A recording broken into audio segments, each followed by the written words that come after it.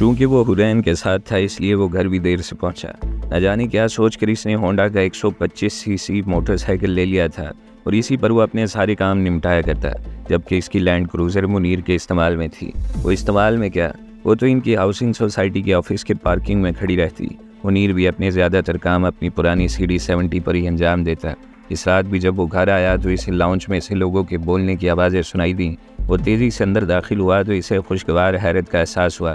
Lounge میں چچا ادریس اور جبران اپنی فیملی کے ہمراہ موجود تھے۔ وہ بلند آواز میں سلام کرتا ہوا ان تک پہنچا تو سب نے اسے حیرت سے دیکھا۔ باقی وہ پہچانا نہیں جا رہا تھا۔ وقت نے اسے بہت تبدیل کر دیا تھا اور جہاں چچا ادریس اسے دیکھ کر منہ کھولے کھڑے تھے، وہیں آسما اور جبران کے چہروں پر بھی ڈھیروں سوال تھے۔ آؤ برخوردار، یہاں میرے پاس بیٹھو۔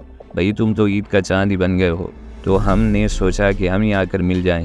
چچا ادریس نے اس کے شانے پر ہاتھ رکھتے ہوئے کہا تو وہ تابعداری سے سر جھکا گیا۔ ارے ایسی کوئی بات نہیں چچا، میں تو آپ کا مقروض ہوں، جتنا بھی کروں کم ہے۔ وہ دھیمے لہجے میں بولا تو چچا مسکرا اٹھے۔ بھائی وقت بدل گیا لیکن اس کا یوں عزت دینا اور سر جھکانا ابھی بھی ویسا ہی ہے۔ وہ جنت بی بی کی طرف دیکھتے ہوئے فخری انداز میں بولے تو وہ بھی مسکرانے لگیں۔ ماشاءاللہ ہیرا بچہ ہے میرا، اللہ اسے نظر بد سے بچائے۔ انہوں نے دل ہی دل میں اس کی نظر اتارتے ہوئے کہا تو شازیہ بھی مسکرا اٹھی۔ میرا بھائی تو ہے علاقوں میں ایک۔ وہ باری باری آسما اور جبران کو دیکھتے ہوئے بولی تو وہ دونوں کی نظریں خود ہی جھک گئیں۔ کیا کرتے ہو آج کل، کہاں ہوتے ہو؟ اور کوئی خیر خبر ہی نہیں؟ جبران مسکرانے کی ناکام کوشش کرتے ہوئے بولا تو وہ ہنس پڑا۔ ارے کہاں ہونا بھائی، بس ایک فیکٹری میں مینیجر کی نوکری مل گئی ہے اور انہوں نے ہی گھر بھی دیا ہے۔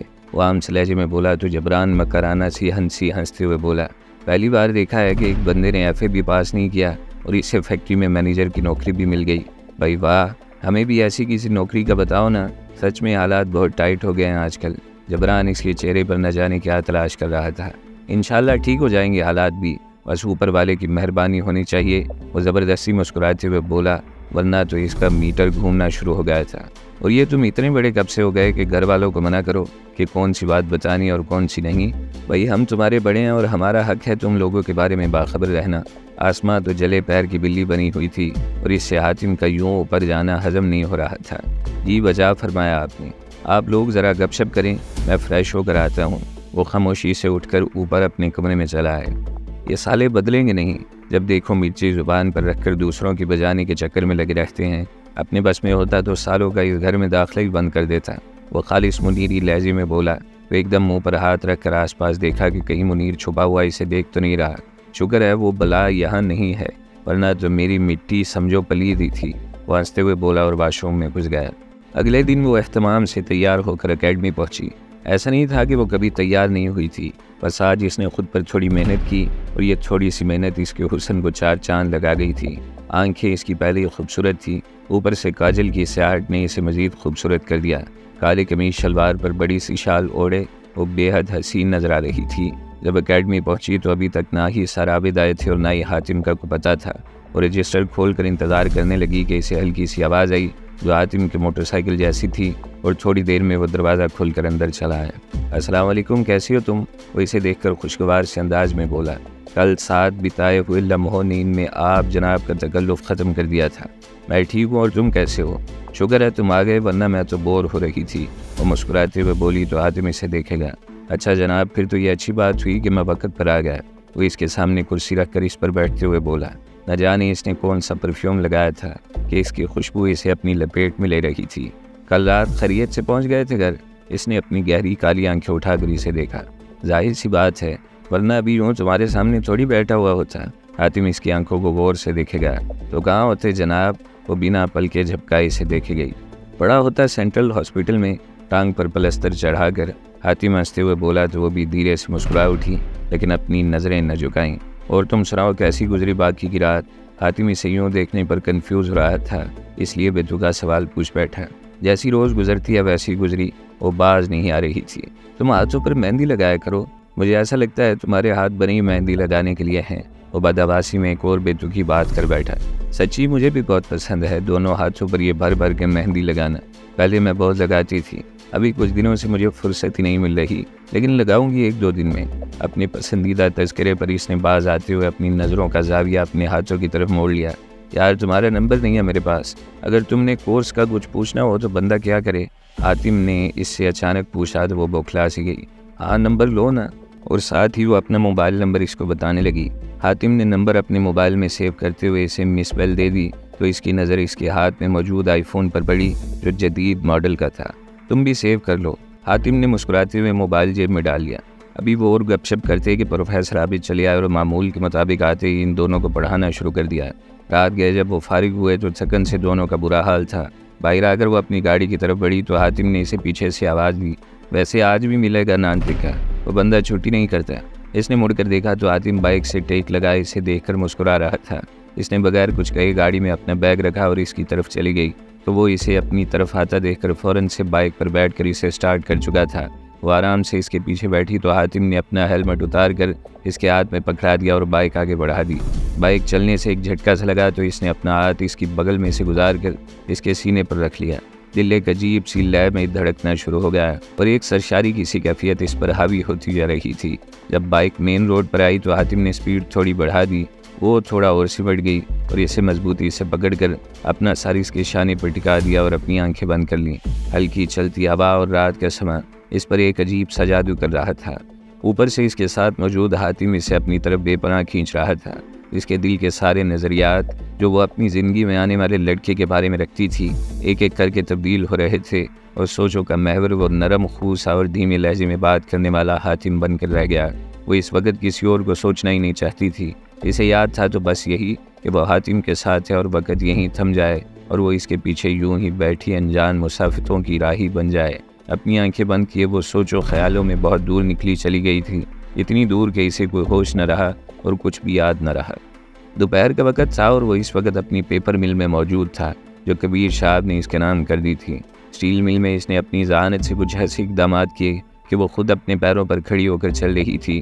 اس پیپر مل کی حالت کافی مخدوش تھی اور اسے وقت اور توجہ دونوں ہی مطلوب تھے۔ وہ ایک پورا لایا عمل بنا کر ابھی تھوڑی دیر پہلے ہی فارغ ہوا تھا کہ اس کا موبائل بج اٹھا۔ اس نے اسکرین پر نظر ڈالی تو وہ مسکرا اٹھا اور وجہ تھی اسکرین پر نظر آنے والا نام جسے اس نے پرفیکٹ گرل کے نام سے محفوظ کیا تھا۔ جناب علی قدر سلیمان صاحب، کیسے مزاج ہیں آپ کے اور کہاں پائے جاتے ہیں آپ آج کل؟ اس نے کال اٹینڈ کی اور مسکراتے ہوئے بولا، ہم آپ کے آس پاس ہی موجود ہوتے ہیں، بس آپ کے پاس وہ نظر ہی نہیں جو ہمیں دیکھ سکے۔ سلیمان دانت چباتے ہوئے بولا تو اس کی مسکراہٹ کچھ اور گہری ہو گئی۔ ارے ذہن نصیب، کبھی دیدار ہی کروا دیں یا یوں ہی تڑپاتے رہیں گے؟ وہ اسے تعاون دلانے والے انداز میں بولا تو اپنے مقصد میں فوراً ہی کامیاب ہو گیا۔ بات سن بچے، اتنا اونچا نہ اڑ کے بعد میں تجھے پچھتانا پڑے۔ میں تجھ سے آرام سے بات کر رہا ہوں اور تو ہے کہ سر پر ہی چڑھتا جا رہا ہے۔ سلیمان ٹھنڈے لیکن دھمکی آمیز لہجے میں بولا تو وہ بھی سیدھا ہو کر بیٹھ گیا۔ تم بھی بات سنو بڑے، مجھے کسی نے کہا ہے کہ میں دھیمے مزاج میں بات کرتا ہوا اچھا لگتا ہوں۔ تمہارے لیے بھی یہی بہتر ہوگا کہ مزاج کو دھیما ہی رہنے دو، ورنہ اگر میں تمہاری طرح باتیں کرنے لگا تو پھر یہ ہوائی فائرنگ نہیں کروں گا، گھس جاؤں گا سیدھے تمہارے اندر۔ اس کا انداز کچھ ایسا تھا کہ سلیمان کو ایک لمحے کے لیے چپ سی لگ گئی۔ ابھی تو ان سے نپٹو جو تمہارے دیدار کے لیے تمہارے پیپر میں لائے ہوئے ہیں۔ سلیمان نے اپنی بات ختم کر کے فوراً سے لائن کاٹ دی تو وہ حیرت سے موبائل اسکرین کو دیکھنے لگا۔ ابھی مجھے باتوں میں لگا کر سالے نے بندے بھی بھجوا دیے، بڑا ہی کمینہ انسان نکلا۔ وہ پھیکا سا مسکراتے ہوئے منیر کا نمبر ڈائل کرنے لگا۔ ہاں بھائی کدھر ہو؟ کال ملتے اس نے فوراً سے پوچھا۔ کدھر ہو نا شہزادے؟ وہیں اپنے ڈیرے پر منیر ہنستے ہوئے بولا۔ تو ایسا کرو ڈیرے سے نکلو اور اپنے ساتھ اپنے جیسے 4-5 بندے لے کر پیپر مل پہنچو، وہ سنجیدہ لہجے میں بولا تو منیر کو چھو لگ گیا۔ سب خیریت ہے نا شہزادے؟ تو تب تک کمرے سے نہ نکلنا جب تک میں آ نہیں جاتا۔ ان کی ماں کی۔ منیر اس کی ساری بات سمجھتے ہوئے آنے والوں کی شان میں قصیدے پڑھتا ہوا کال کاٹ گیا، جبکہ وہ مطمئن سے انداز میں سیٹ کی پشت سے ٹیک لگا گیا۔ اسے کوئی فرق نہیں پڑا تھا کہ باہر لوگ اس کی طاق میں بیٹھے ہیں اور اس کی جان کو بھی خطرہ لاحق ہو سکتا ہے۔ ظاہر سی بات تھی جنہوں نے کبیر صاحب جیسے طاقتور شخص کو نہیں بخشا تھا، ان کے سامنے اس کی کیا حیثیت تھی۔ ابھی وہ سوچوں میں غلطا تھا کہ اس کے کمرے کا دروازہ کھلا اور 3 مستنڈے گارڈ کو سائڈ پر دھکا دیتے ہوئے اندر گھستے چلے آئے۔ سر میں نے ان کو روکا بھی ہے، پھر بھی یہ کوئی بات نہیں سن رہے۔ گارڈ نے کمزور سی دلیل دی تو اس نے ہاتھ کے اشارے سے اسے جانے کو بولا۔ گارڈ کے باہر نکلتے ہی ایک بندہ جو یقیناً ان کا سرگنا تھا اس کے سامنے بڑی کرسی پر کروفر سے بیٹھ گیا، جبکہ باقی 2 مستعدی سے اس بندے کے دائیں بائیں کھڑے ہو گئے۔ ہاں تو بابو، شکل سے تو بڑا بیوہ بچہ لگتا ہے تو یقین جمیلوں میں پڑ گیا ہے۔ مان کیوں نہیں جاتا سلیمان صاحب کی بات؟ ابے تیری پوری زندگی ہے تیرے سامنے، کیوں اپنی اس جوانی کا دشمن بن رہا ہے جو ابھی تازہ آئی ہے؟ بھول گیا کہ تیرے اس کبیر کو بھی اسی طرح پہلے پیار سے سمجھایا تھا۔ وہ بندہ اپنی بھاری آواز میں بولا تو ایک لمحے کے لیے اس کے جسم میں سرد لہر دوڑ گئی۔ اس کا ٹکلا سر اوپر روشن لائٹ میں جگمگا رہا تھا۔ چل شاباش، ابھی بھی ٹائم ہے تیرے پاس، مان جا، ہم بھی آرام سے چلے جاتے ہیں یہاں سے۔ اسے خاموش دیکھ کر وہ بندہ تھوڑا اور چوڑا ہو گیا۔ وہ تو ٹھیک ہے، لیکن مجھے کرنا کیا ہوگا؟ وہ دھیمے سے لہجے میں نرم لہجے میں بولا۔ اسے صرف وقت کا انتظار تھا، کیونکہ منیر کسی بھی لمحے پہنچنے والا تھا۔ کرنا یہ ہے بچوں کہ یہ میل سلیمان صاحب کے نام کر دے اور اپنا پیسہ لے کر سائڈ پر ہو جا، ورنہ ایک بار اگر یہ بندے ہتھے سے اکھڑ گئے تو پھر میں بھی انہیں خون چوسنے سے روک نہیں پاؤں گا۔ وہ اپنے پیچھے موجود بندوں کی طرف اشارہ کرتے ہوئے بولا۔ اتنے خون خار ہیں یہ؟ ابے بندے ہیں یا مچھر؟ سالہ اپنی زندگی میں پہلی بار اتنا بڑا مچھر دیکھ رہا ہوں۔ آواز منیر کی تھی، جو دروازے میں استادہ اپنے ہاتھ میں پکڑی بریٹا پسٹل کا رخ کرسی پر بیٹھے بندے کی کھوپڑی کی طرف کر کے بولا تھا، جبکہ اس کے ساتھ آئے 4 مزید بندے بھی اندر آ چکے تھے اور باقی 2 کو گن پوائنٹ پر لے لیا تھا۔ ہاں تو مسٹر ٹکلو، ہم کیا بات کر رہے تھے؟ ذرا پھر سے تو شروع کرنا۔ اچانک سے اس کا لہجہ بھاری ہو گیا۔ لگ ہی نہیں رہا تھا کہ یہ وہی معصوم سا انسان ہے جو ابھی تھوڑی دیر پہلے ان سے بڑی نرمی سے بات کر رہا تھا۔ یہ تم ٹھیک نہیں کر رہے، تم نہیں جانتے ہم کون ہیں اور سلیمان خاکوانی کس بلا کا نام ہے۔ وہ بس اتنا ہی بول پایا کہ منیر نے پسٹل کی سرد نال اس کی گنجی کھوپڑی سے لگا دی۔ ابھی زیادہ ٹر کی تو پھر یہاں سے ڈز کی آواز آئے گی۔ جتنا پوچھا جا رہا ہے بس اتنا ہی جواب دے، منیر سرد لہجے میں بولا تو اس کی گنجی کھوپڑی پر پسینے کی بوندیں نمودار ہوئیں۔ میں چاہوں تو تم تینوں کو مار کے تمہاری لاشیں یہاں کیمیکل کے ٹینک میں پھینکوا دوں، کسی کو پتہ بھی نہیں چلے اور تمہاری باقیات بھی ایک دن میں گل سڑ جائیں۔ اور سرد لہجے میں بولا تو سامنے بیٹھا شخص تھوک نکل کر رہ گیا۔ ویسے ہونا تو تمہارے ساتھ یہی چاہیے، کیونکہ تم نے کبیر شاہ پر حملہ کیا تھا، جو میرا محسن ہے اور وہ ایک شریف آدمی ہے، لیکن میں نہیں۔ کیا خیال ہے بھائی جی؟ اس نے منیر کو دیکھتے ہوئے ابرو اچکائے تو منیر مزید ہنسنے لگا۔ اچھا خیال ہے جناب، اور نیک کام میں دیر کیسی؟ منیر منہ پھاڑ کر ہنس پڑا تو اس کے ساتھ موجود بندے بھی ہنسنے لگے۔ لیکن میں تمہیں ایک موقع دیتا ہوں، جاؤ سلیمان کو جا کر بولو کہ میری باری کا انتظار کرے، اور دوبارہ سے اس ایریا میں بھی نظر آئے تو جو یہ بندے ہیں نا، یہ خون نہیں چوستے، یہ بندے کی ہڈیاں نکال کر ان سے مردانہ کمزوری کی دوائی بناتے ہیں۔ وہ کچھ ایسے لہجے میں بولا کہ اس کی کہی گئی بات کو سچ سمجھتے ہوئے وہ گنجا ان کے سامنے ہاتھ جوڑ گیا۔ آپ جیسا بولو گے ویسا ہی ہوگا، بس ابھی ہمیں جانے دو، آپ کا احسان ہوگا، اور بابر احسان فراموش نہیں ہے۔ گنجے نے ہاتھ جوڑتے جوڑتے اپنی بات مکمل کی تو وہ اسے الجھن سے دیکھنے لگا۔ اب یہ سالہ بابر کون ہے اور اس کا تم لوگوں سے کیا تعلق؟ اس نے ابرو اچکا کر کہا تو وہ سر جھکا گیا۔ سر بابر میرا نام ہے، گنجے نے دھیمے لہجے میں کہا تو منیر اور اس کے ساتھی گلا پھاڑ کر ہنس پڑے۔ ابھی تو سیدھا بولنا کہ تیرا نام بابر ہے اور تیرے کو اپنا یہ احسان فراموش نہیں کرنے کا۔ منیر ہنستے ہوئے بولا تو گنجا خاموش ہو گیا۔ اب اٹھو اور دفع ہو جاؤ یہاں سے، اس سے پہلے کہ میں اپنا ارادہ بدل ڈالوں، اس نے ان تینوں کو گھوری مارتے ہوئے کہا تو وہ شرافت سے اٹھ کر باہر نکل گئے۔ اور ہاں، اس سلیمان نامی بلا کو بھی بتا دینا کہ اس شہر میں اس کا باپ آ گیا ہے۔ وہ گنجے کو مخاطب کر کے بولا تو وہ خاموشی سے سر ہلاتا ہوا تیزی سے باہر نکل گیا۔ یہ کیا ماجرا تھا پیارے؟ ان کے جاتے ہی منیر اس سے پوچھ بیٹھا تو اس نے ان کو 5 کو بیٹھنے کا اشارہ کیا اور پھر تفصیل سے منیر کو سلیمان کے فون سے لے کر ان لوگوں کے آنے تک کا سارا ماجرا سنا دیا۔ لگتا ہے اب انگلیاں ٹیڑھی کرنی پڑیں گی۔ ساری بات سن کر منیر پرسوچ لہجے میں بولا، مجھے تو لگتا ہے کہ سالہ پورا بازو ہی ٹیڑھا کرنا پڑے گا۔ وہ گہری ہمکاری خارج کرتے ہوئے بولا تو منیر اسے پھر سے اپنی کاپی کرنے پر ایک بھوری مار کر رہ گیا، لیکن حالات کی نزاکت کو سمجھتے ہوئے مزید کچھ نہ بولا۔ ہمیں تیزی سے اگلا لایا عمل طے کرنا ہے، وہ منیر کو دیکھتے ہوئے بولا تو منیر سر ہلاتے ہوئے اس کے ساتھ بیٹھ کر آئندہ کا لایا عمل طے کرنے لگا۔ وہ کچھ سامان لینے مارکیٹ تک آئی تھی اور حاتم نے اسے ڈراپ کیا تھا۔ ایک عرصہ ہوا اس نے اپنے لیے کوئی چیز نہیں خریدی تھی۔ آج بھی وہ حاتم کے کہنے پر ہی گھر سے باہر نکلی تھی اور قریبی مال میں چلی آئی تھی۔ میں آپ کا یہی انتظار کرتا ہوں، آپ بے فکر ہو کر شاپنگ کریں، حاتم نے ایک اچھی خاصی رقم اسے دیتے ہوئے کہا تو وہ مسکرا اٹھی۔ بھائی مجھے ٹائم لگ جائے گا، آپ ابھی چلے جاؤ، میں جب بھی فری ہوئی آپ کو کال کر کے بلا لوں گی۔ اس نے حاتم کو جانے کا بولتے ہوئے اس کے ہاتھ سے پیسے پکڑ لیے۔ تو اگر میں کہیں مصروف ہو گیا تو پھر آپ کیا کریں گی؟ حاتم پرسوچ لہجے میں بولا تو وہ ہنسنے لگی۔ اب تم موٹر سائیکل پر اتنا انتظار تو نہیں کر سکتے نا؟ اگر آ سکے تو ٹھیک ہے، ورنہ میں کریم سے چلی جاؤں گی، کوئی ایشو نہیں ہے۔ وہ حاتم کو سمجھاتے ہوئے بولی تو وہ خاموشی کے ساتھ وہاں سے نکل گیا اور وہ اندر مال میں چلی گئی اور اپنی پسند کی چیزیں لینے لگی۔ آج اس کے پاس پیسے بھی تھے اور اتنی اوقات بھی تھی کہ اپنی من پسند چیزیں خرید سکے، اس لیے اس نے بھی دل کھول کر شاپنگ کرنے کا فیصلہ کر لیا۔ خاتون اور شاپنگ نہ کرے اور پھر شاپنگ میں ٹائم نہ لگائے، ایسا ہو ہی نہیں سکتا۔ پورے مال کے 4 چکر لگانے کے بعد جب وہ شاپنگ بیگ سے لدی ہوئی فارغ ہوئی تو ایک تو وقت بہت ہو چلا تھا، دوسرا باہر تیز بارش بھی ہو چکی تھی۔ وہ وہیں مال میں موجود فوڈ کورٹ میں چلی آئی اور اپنا سارا سامان رکھتے ہوئے خود بھی نڈھال سی ہو کر کرسی پر گر پڑی۔ تھوڑی دیر ایسے ہی بیٹھی رہی جب ویٹر اس کے پاس چلا آیا۔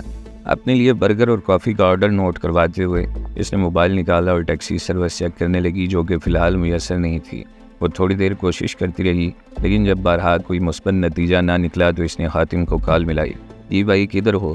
میں تو ابھی فری ہوئی اور یہاں تیز بارش شروع ہو گئی، کریم بھی نہیں مل رہی اور اب میں کیا کروں؟ اس نے پریشانی کے عالم میں کہا تو حاتم بھی پریشان ہو گیا۔